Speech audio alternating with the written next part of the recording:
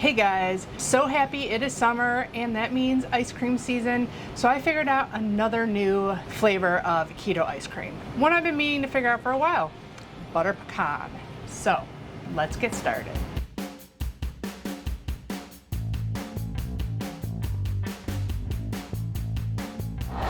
Hey everyone, welcome back. If you're new here, thanks for joining me. My name's Alycia and I'm a pastry chef with a sweet tooth. And now I own a keto gluten-free bakery. And I'm here to show you all the tips and tricks on how to make the best recipes possible. So if you enjoy my recipes, please hit the subscribe button down there, give the video a thumbs up, leave me comments and share with all your friends and family. They'll be happy you did. It all helps my channel and bakery grow and to bring you new recipes every Saturday. Today, my favorite thing all year round, but unfortunately I can't shoot videos for ice cream during winter time. So I'm always excited when summer starts and I can make some more ice cream recipes. This one, delicious. It's one my husband actually said, how much do you have of this? Because I'm gonna have some more. I'm like, oh boy. But it's super simple, very similar to my vanilla recipe, if not the same, except for we're making like a butter pecan saute to put into the churned ice cream.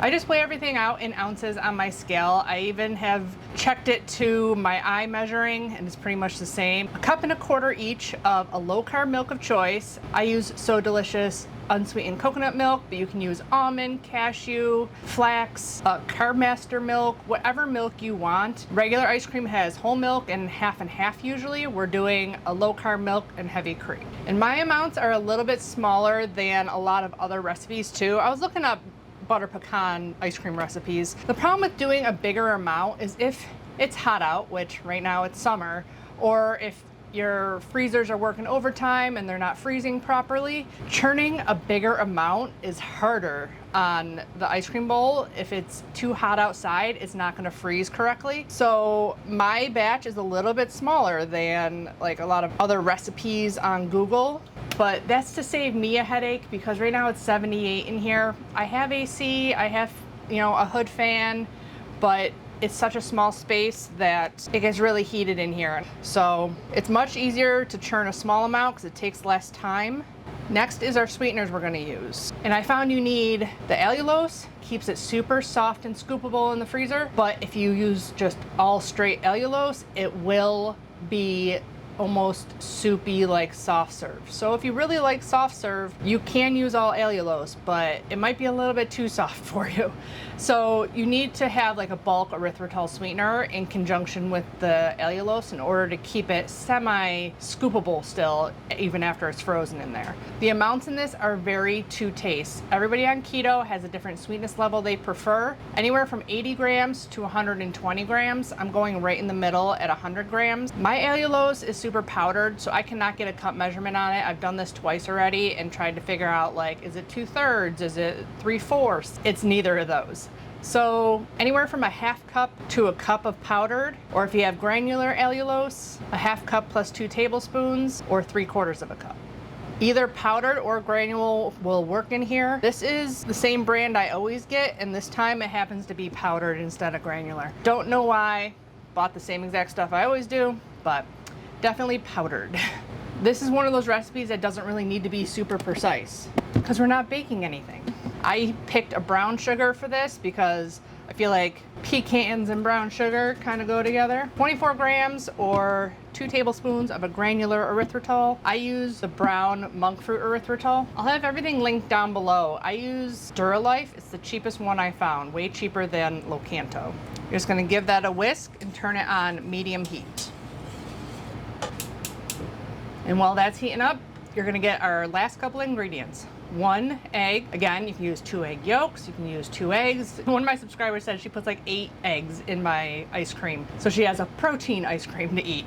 You can literally put however much you want or just yolks, whatever. I wouldn't do just whites because that's kind of just weird, but 1 egg. And I just do a whole egg because I don't want to have leftover whites. And then the only other thing besides some vanilla extract, I always forget the salt. I usually forget to the end and then I have it chilling and I'm like, oh yeah, 1/4 teaspoon of salt. This is obviously not on medium because it's already boiling. We want all the sweetener dissolved in there, which it wasn't yet, even though it was boiling around the edges. So I turned it down a little bit more. Besides the vanilla extract, the last thing I add is a little bit of beef gelatin. And I have done it without it, and it's fine, but the gelatin gives a better, smoother, creamier mouthfeel to your ice cream. Kind of like Steve does the Terra Gum in his Ninja Creamy ice cream. It does the same thing, but this is super easy to add in because you just do a half tablespoon of cold water, half teaspoon of gelatin, and then it becomes a puck that you just dissolve in your liquid. Super easy instead of trying to like whisk in xanthan gum or any other kind of gum. Once you get all the sweetener dissolved in there, you can take your whisk out, let it cool down a little bit, and whisk up your egg. Half teaspoon of gelatin, you just sprinkle it over your water, and it'll become a solid puck.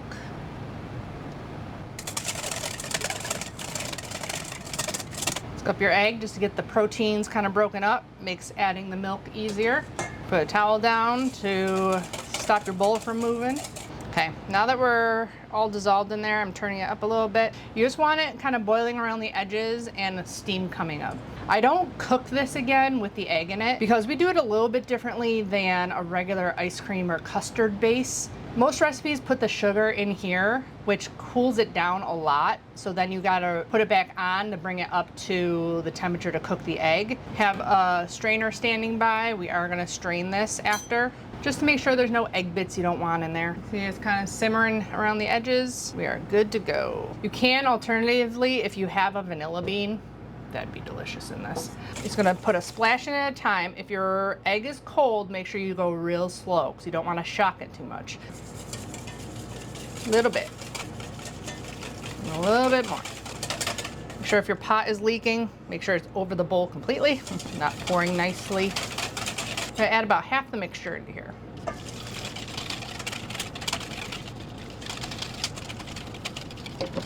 Since it's hot enough now, we can add it all back into the pot. Scrape out your bowl well, because we are going to strain it back into here. Add in your gelatin puck, which should be good to go. You can even dip your cup into there if you can't get it all out, which I could if this was a stiffer spatula, but it's not. 1 teaspoon of vanilla extract. You can also taste it for sweetness, and if you think you want more, you can always add a little bit of a flavored stevia or regular stevia. I was also thinking caramel extract would be really good in this, but any extract you like. Once the gelatin's dissolved, thank you to a subscriber who suggested this, because it works great. I never have spoons available, but I have measuring spoons available, and that keeps my strainer in my bowl. Strain your mixture. Now, depending on how much of a hurry you're in, will depend on how you want to cool this down. I'm in no hurry because I already have one chilling that we can churn, but you can leave it out on the counter for a little while to kind of cool off a little bit, because putting this right in the refrigerator is kind of a shock to your refrigerator. You can put it over a bowl of ice to cool it down faster on the counter, and then into the refrigerator to chill, stirring every once in a while to get it to cool down. Or you can let it chill for a little while on your countertop, then put plastic wrap right down on top of the custard and refrigerate it overnight without stirring at all. Now we gotta make our pecans that are going in the ice cream. I made the mistake yesterday that I didn't do it until I was almost ready to churn, and then I'm like, wait a minute, how hot are these pecans? They were like 80 degrees, and I'm putting them in an ice cream that's having trouble churning because it's hot in here. You don't wanna do that. So you wanna do these ahead of time and let them chill for at least an hour probably to cool down a little bit, or throw them in the fridge before you're ready to churn, because I didn't even think about it until I was churning all the ice cream, and I'm like, oh crap, those pecans are probably hot.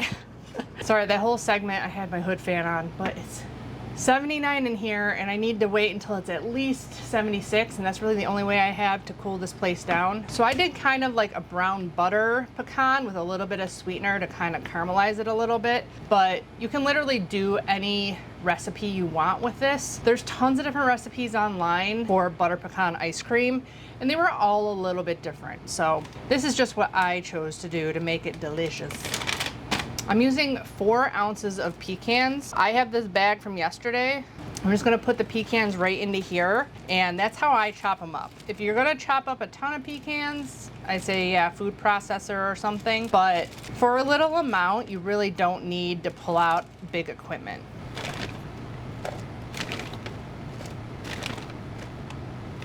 Got this big bag at BJ's, way cheaper than Walmart. I was really surprised. I always price compare between BJ's, our box store, and Walmart. I just crush the pecans in here with a rolling pin. Usually it works better if they're all piled up. They kind of break on each other. You can also just get some of your aggression out, or let your kids help. That's always fun.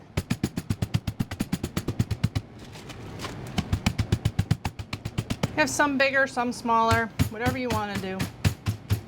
A lot of the recipes varied in the amount of butter. One said to strain the butter out. I'm not doing that. But I went on the higher end of things. So 2 ounces or 4 tablespoons of butter. And a lot of recipes said to add salt. I just use salted butter. And then I just did 10 grams of allulose, which is normally, if it's granular, it's 1 tablespoon. The powdered is like double. That was 2 tablespoons and it's over 10 grams. So tablespoon and a half-ish of powdered. Allulose is the only thing that doesn't crystallize after it's cooled. So if you were to use erythritol in this, as the pecans sat, they would get like crunchy crystals on the outside. If you don't mind that and you want some crunch along with the pecan crunch, you can use erythritol. Allulose is really the only thing that will brown quick enough in this to kind of make it taste a little bit caramely.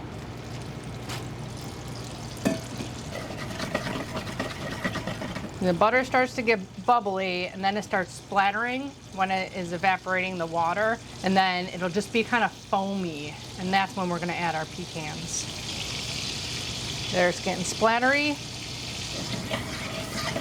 Swirling around.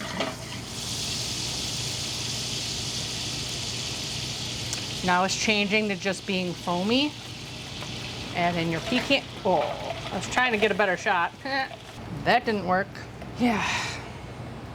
Being a YouTuber is hard. See, it's kind of getting foamy. That means it's browning up. Brown butter situation. I'm gonna toast your nuts a little bit in that brown butter. Foamy. Have a bowl ready to land your pecans. Add in the sweetener. The sweetener will melt and start to caramelize.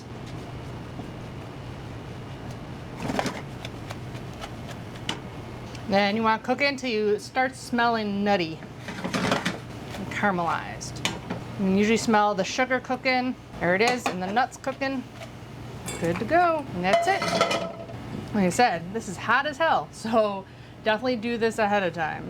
Okay, everyone's gonna be home soon. It's almost down to 76 in here. So I'm gonna start getting ready on churning this. I have been stirring these. They're getting kind of crispy from that allulose that was on them, but I've been stirring them every like 10, 20 minutes or so, till 93 degrees. So I'm gonna probably put these into the refrigerator while we're churning. I'm gonna check my base that I had already made. It's down to 53. Ideally, you'd like it at like 40. So I'm gonna put this into the freezer while we get everything else ready. Make sure you have everything ready to go before you pull your ice cream base out and your ice cream bowl out. I got my paddle. I have a container ready to catch my ice cream. It's gonna make about 5 cups, so I would say a 6-cup container or a 1.5-quart container. If you have glass, definitely just throw it in the freezer while you're churning this to make sure that the ice cream you're getting out of the churner isn't gonna melt as soon as it goes into like a warm glass container or something like that.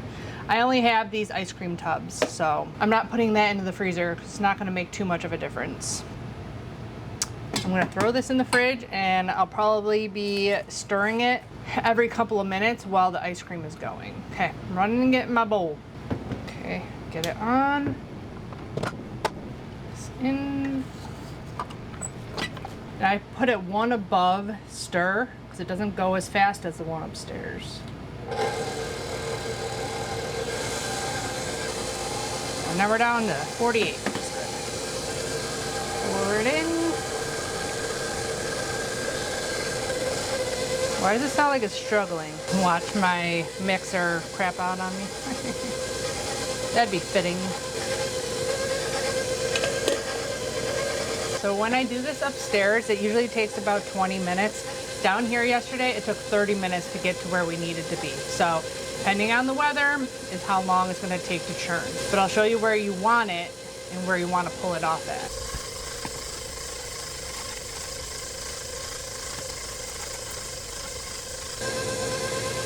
Okay, so it's been going a little bit less than 25 minutes right now, and you can see it's like kind of melting at the top. This bowl is like completely defrosted here, probably because it's hotter over here in my kitchen, and over here it's saying it's only 74, so it's still a little bit icy over here.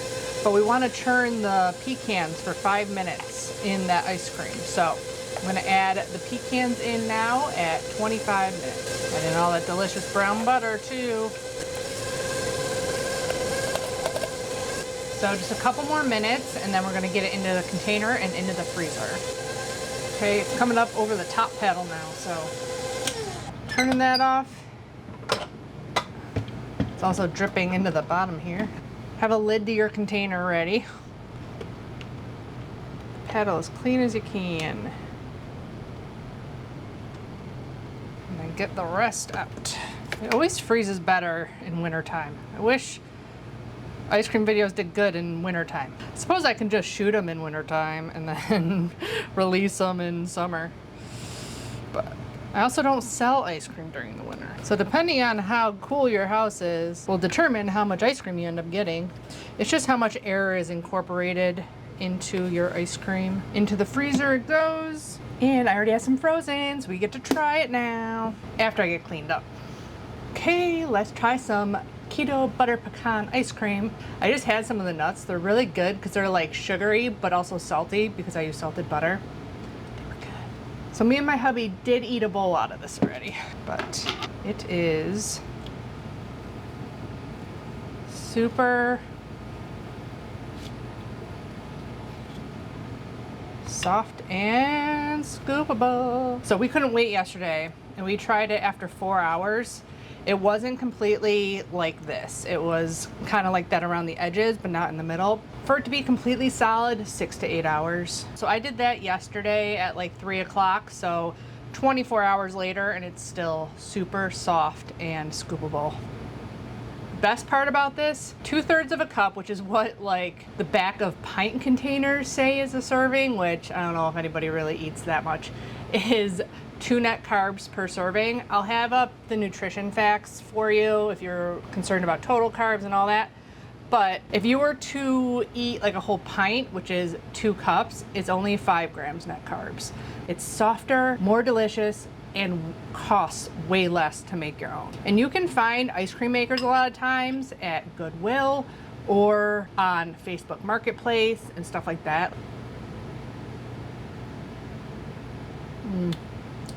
Soft and creamy. Pecans are crunchy, a little bit salty.